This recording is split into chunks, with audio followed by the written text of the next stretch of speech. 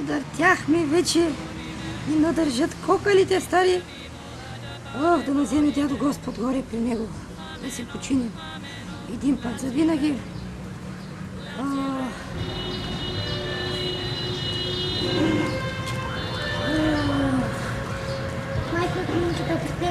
Добър ден, тъще. Майко Пелагия, в последно време в главата ми се въртят много грешни помисли и се чувствам много грешна. О, сестра Ефросина, но това е много, много лошо.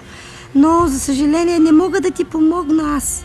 Но ще те пратя при отец Мирони, защото той е много вещ по греховните въпроси. Той смятам ще ти помогне. Значи казваш, че не можеш да ми помогнеш, само местния отец. Да. Еми добре, аз да отивам при него. Добре, сестра Ефросина, айде.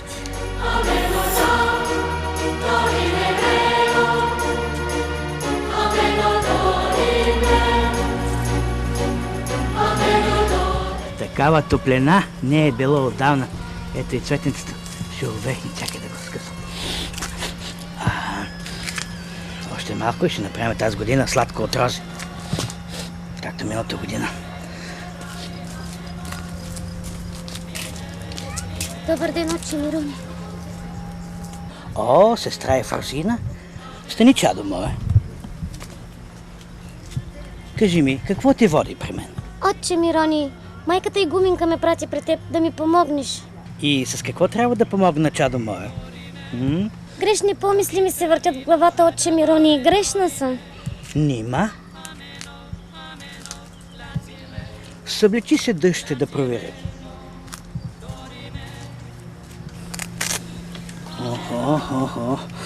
Охо, добре.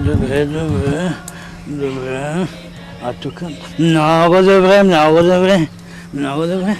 Обърни се, дъще мое. Наведи се напред. Отец Мирони не вижда никакви външни белези. Трябва да вкараме грехометъра, за да проверим. Така.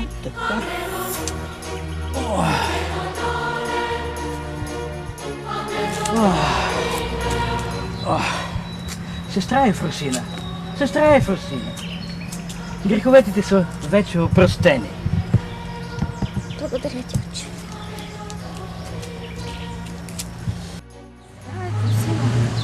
Толкова малка, а се чувства грешна. Боже.